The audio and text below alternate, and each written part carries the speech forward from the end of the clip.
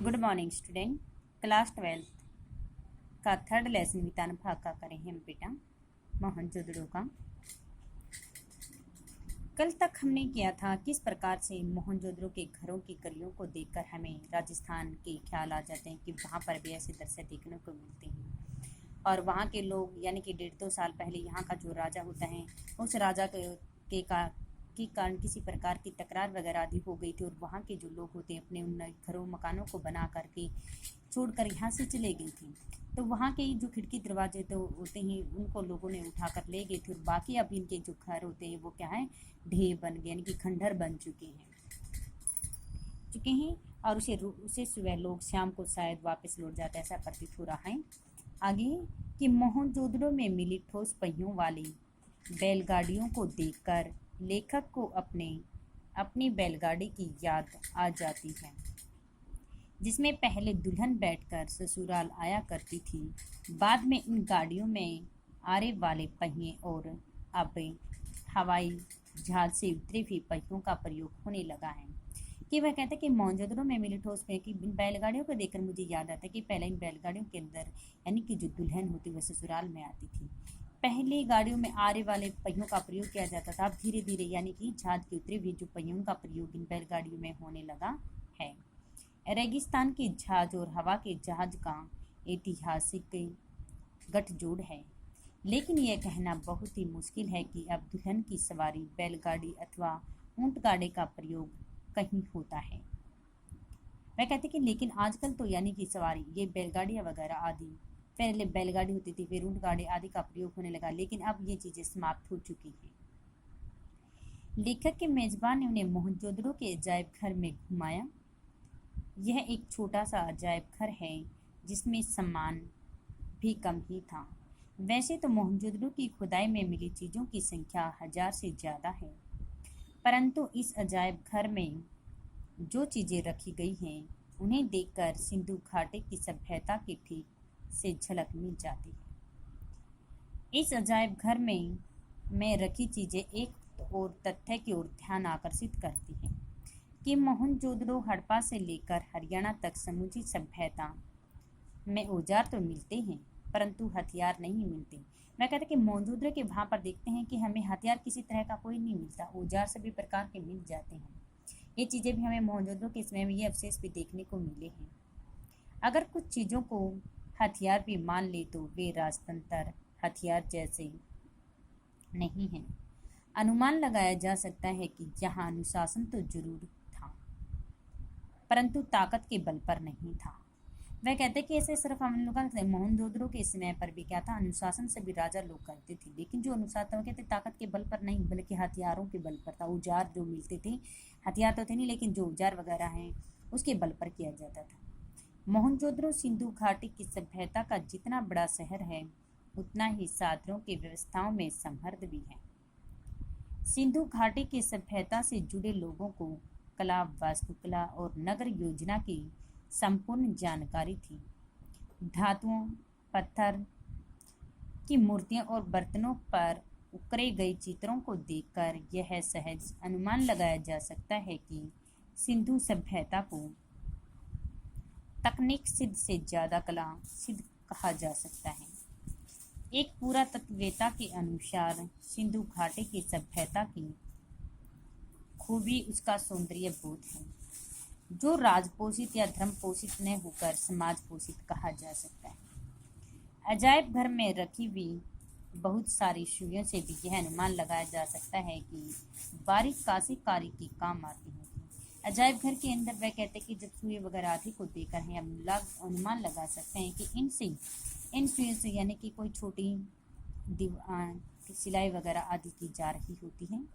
अब मोहनजोदड़ो में खुदाई बंद कर दी गई। वहाँ सिंधु के पानी के रिसाव से अक्षार और दलदल की समस्या पैदा हो गई है।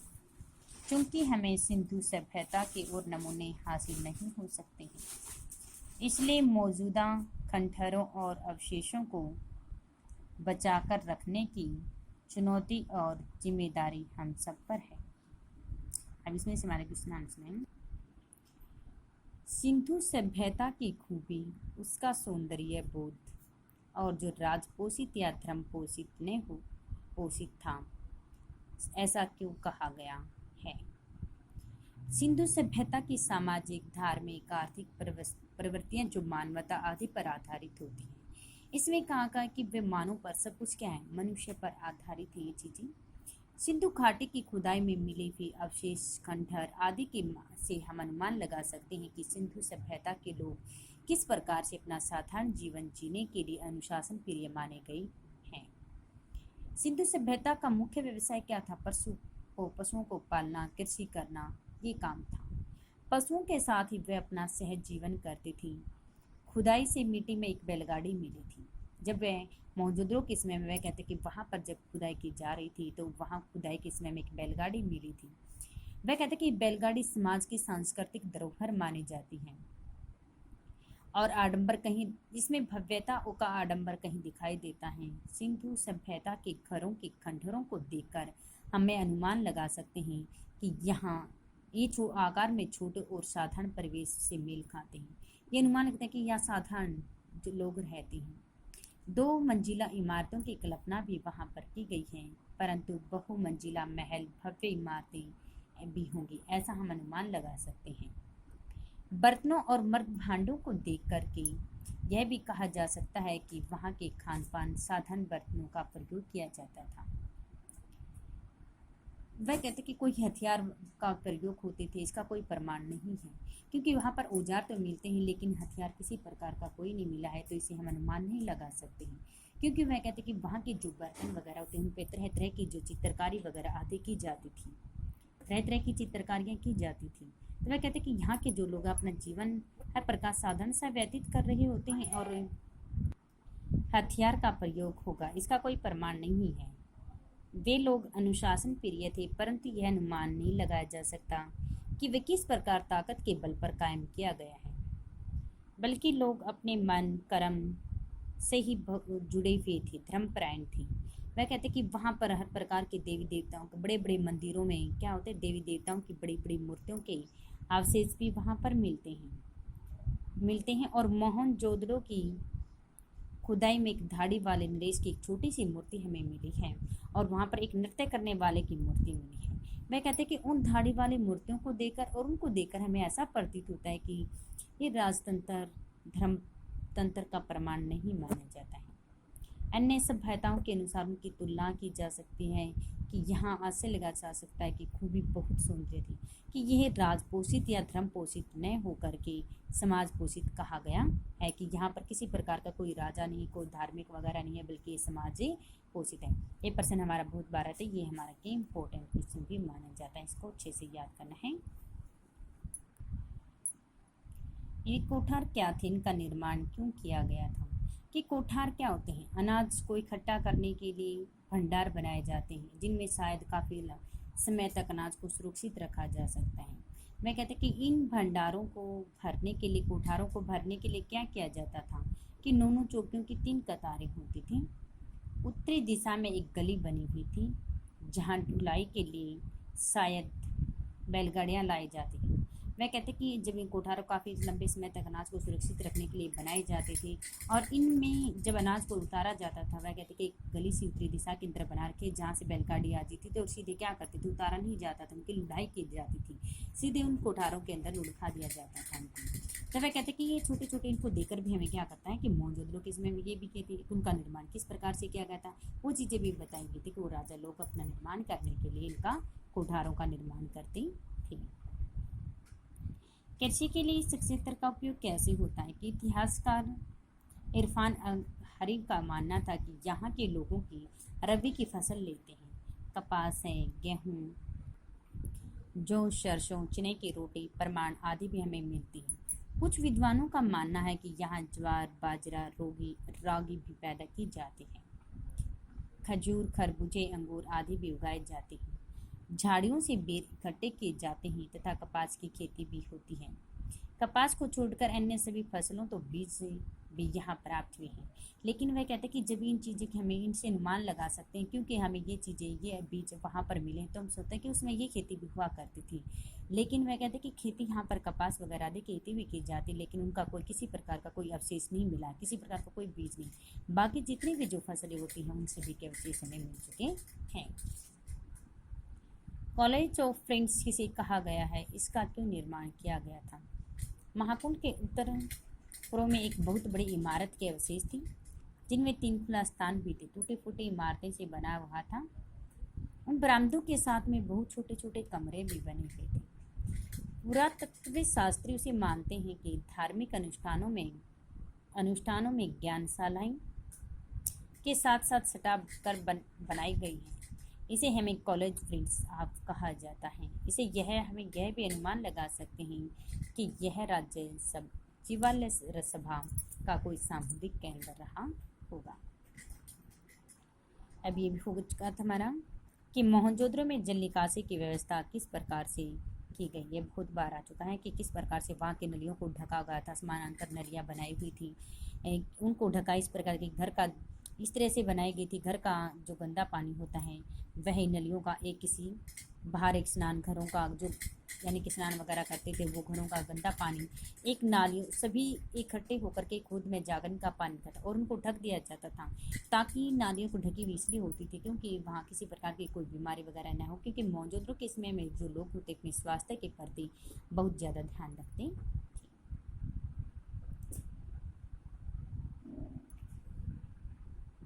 ये भी हम कि मोहनजोदड़ो को जल संस्कृति का नाम क्यों दिया जाता है। ये भी बहुत बार आता है हमारा कि मोहनजोदड़ो के जल प्रबंधन के समय सुव्यवस्थित ढंग इसलिए किए गए थे। इतिहासकारों का मानना है कि सिंधु घाटी सभ्यता में एक ऐसी संस्कृति है जिन्होंने क्या करते कि कुएं वगैरह आदि खोद करके भूजल तक पहुंचने की उन लोगों ने भूत क्षमता प्राप्त की थी। कि मोहनजोदड़ो के वहाँ पर हमें देखने को मिले कि साफ सुथरे हैं, नदियाँ भी हैं, कुएं भी हैं, स्नान घर भी हैं। इस बेजोड़ जल निकासी को हम मोहनजोदड़ो की जल संस्कृति का नाम दे देते हैं।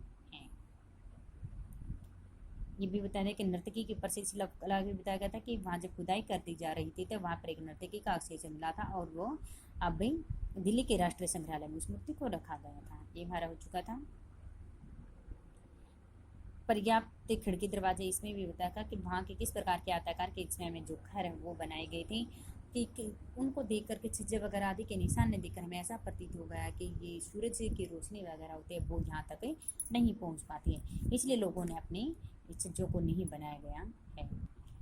ये भी हम कर चुके हैं कि लेखक ने मोहनजोदड़ो के सुनेपन को देखकर जैसमेलर की कुलधारा की क्यों याद आ गई थी। अजायब घर में क्या क्या रखा था, खुदाई के समय क्या क्या अवशेष वगैरह मिले थे। ठीक है, ये हमारे सभी हो चुके हैं। मोहनजोदड़ो को किस नाम से उसे पुकारा जाता था, ये भी हमारा हो चुका है। विश्व के सबसे प्राचीन शहर बताए गए थे, 2 हैं, मोहनजोदड़ो और हड़प्पा, जो भारत के नहीं बल्कि पूरे संसार विश्व के माने गए थे। सिंधु सभ्यता किस प्रकार की है कि खुदाई के अवशेष वगैरह में जो मिले थे किस प्रकार वहाँ खुदाई की जाती। मोहनजोदड़ो का एक नगर बसा हुआ था और उसके बारे में बताया गया किस प्रकार की विद्या है कि ये बताया था उमथानवी द्वारा लिखित है। अभी तक मिले प्रमाणों के आधार पर साहित्यकार क्या करने की चेष्टा करते हैं, ये भी हमारा हो चुका है। किस काल के शहरों को बढ़ा के ताम्रकाल में माना जाता है क्योंकि वहाँ पर तांबे के अवशेष सबसे ज़्यादा मिली थी। धातु वगैरह पत्थर मूर्तियाँ जो होती हैं बर्तन वगैरह होते हैं ज़्यादातर तांबे की थी। मोहनजोदड़ो के बारे में बनी धारणा की ये बताई थी। छोटी सभ्यता की राजधानी भी कहा था। कितना बड़ा शहर है कि 200 हेक्टेयर तक फैला हुआ था। इस शहर की कुल जो जनसंख्या 25,000 थी।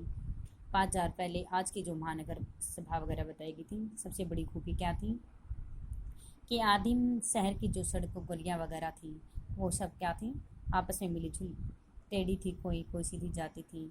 आप किसी भी दीवार पर पीठ टिका कर सुस्त वगैरह से रसोई की कड़ी पर खड़े होकर उनकी गंध वगैरह महसूस कर सकते हैं। ठीक है, ये हमारे सभी प्रश्न हो चुके थे पहले।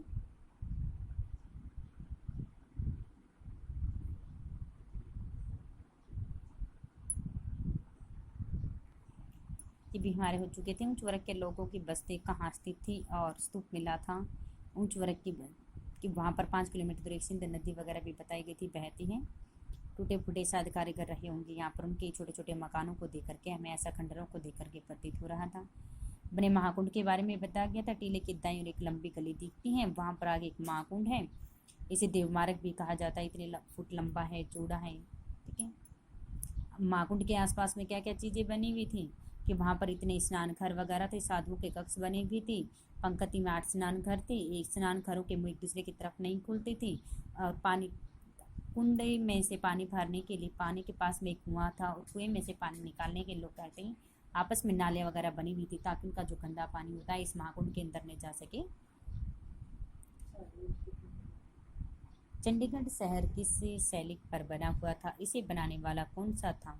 चंडीगढ़ के बारे में कहते वहाँ के दिलचस्प कि चंडीगढ़ में भी हमें कुछ अवशेष ऐसे जिस प्रकार से हमारे मोहनजोदड़ो की इसमें वहाँ में देखने को मिलता है कि किसी के घर का दरवाजा सड़क की तरफ नहीं खुलता बल्कि एक गली के अंदर जाकर के फिर वो करते हैं।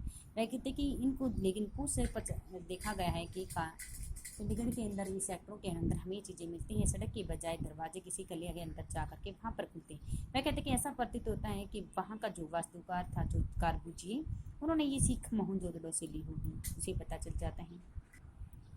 आगे थे कि सिंधु घाटी में भूजल का स्तर काफ़ी नीचे कैसे गया था। बताया कि सिंधु घाटी में उस समय खेती अच्छी होती थी, यहाँ के लोग सिंचाई जो होती है अपनी कुओं से करते थे, क्योंकि वर्षा वगैरह बहुत कम होती थी। पहले शायद जो लोग होते हैं वर्षा पर निर्भर रहते होंगे, अब वर्षा कम होने के कारण लोगों ने क्या किया, कुओं से पानी निकालना शुरू कर दिया है। जब वो कुएं से पानी निकालना शुरू कर देंगे तो उस समय क्या होता है, वो भूजल यानी कि होगा तो जो पानी होता है, जो स्तर होता है, वो काफ़ी नीचे जा चुका है। लेखक को अपने गाँव की बैलगाड़ी कैसे याद आ रही थी कि मोहनजोदड़ो में मिली ठोस पहियों वाली बैलगाड़ियों को देखकर लेखक अपने गांव की बैलगाड़ियों के बारे में कहता है कि किस प्रकार से पुराने समय में यानी कि इन बैलगाड़ियों के अंदर जो दुल्हन होती है वह बैठकर अपने ससुराल जाया करती थी, और इनकी में किस प्रकार कैसे पहियों का प्रयोग किया जाता था। लेकिन अभी को हवाई जहाज वगैरह आदि से जो पहिए उतारे जाते हैं, इन बैलगाड़ियों के अंदर उन पहियों का प्रयोग होने लग गया है। लेखक ने मेजबान ने उन्हें क्या घुमाया था कि लेखक के मेजबान ने उन्हें मोहनजोदड़ो के जायब घर में घुमाया था, दिखाया था कि जायब घर है, इसमें सामान भी कम था, खुदाई में मिली वस्तुओं की संख्या 1000 से ज़्यादा है। घर में अजायब घर में रखी हुई जो चीज़ें उन्हें देखकर सिंधु सभ्यता की झलक हुई कि सिंधु घाटी सभ्यता के समय में भी हम जब खुदाई करते वह कहते वहाँ पर भी ऐसे ऐसे अवशेष देखने को हमें मिले हैं। तो वह कहते कि मोहनजोदड़ो के अजायब घर में जाकर देखते हैं, जब इन अवशेषों को देखकर ऐसा प्रतीत होता है कि सिंधु घाटी सभ्यता की हमें यादें आ जाती हैं। अजायब घर में रखी चीज़ किसकी ओर ध्यान आकर्षित करती, एक तथ्य की ओर ध्यान आकर्षित करती है, क्योंकि मोहनजोदड़ो हड़प्पा से लेकर के हरियाणा तक अपनी समूची सभ्यता पर औजार वगैरह आदि औजार तो वहाँ पर बहुत सारे मिलते हैं, लेकिन वहाँ पर अवशेष हथियार जो होते हैं वो नहीं मिले हैं। तो उनसे देखकर हम अनुमान लगा हथियार नहीं है तो लोग अपनी अनुमान लगा जा सकता है कि अपना जो अनुशासन वगैरह तो जो लोग चलाते थे, लेकिन उसे ये भी होता कि वे ताकत के बल पर नहीं चलाते थे। मोहनजोदड़ो की खुदाई क्यों बंद कर दी गई थी, क्योंकि अब मोहनजोदड़ो की खुदाई बंद इसलिए की गई थी कि सिंधु के पानी की दिशाओं में अक्षार भर दलदल की समस्या पैदा होने लगी थी, वहाँ पर दलदल होने लगी थी जब काफ़ी खुदाई कर रही थी, तो ऐसे नमूने हासिल नहीं हो सकते हैं। इसलिए मौजूदा खंडहरों को के अवशेषों को बनाकर रखने की चुनौती की जिम्मेदारी हम सब पर ही है। इसलिए हमने क्या किया था, इसकी जिम्मेदारी हम पर है, इसलिए हमने मोहनजोदड़ो के समय की खुदाई के अब बंद करवा दी है कि जो अवशेष समय मिले थे वो अवशेष अब वहाँ पर मिले चुके हैं। ये हमारा लेसन 3 था, जिसके हमारे क्वेश्चन आंसर भी कंप्लीट हो चुके हैं आज हमारे। तो ये हमारे राइट प्लस लर्न विधान भाग का 3rd लेसन हमारा कंप्लीट।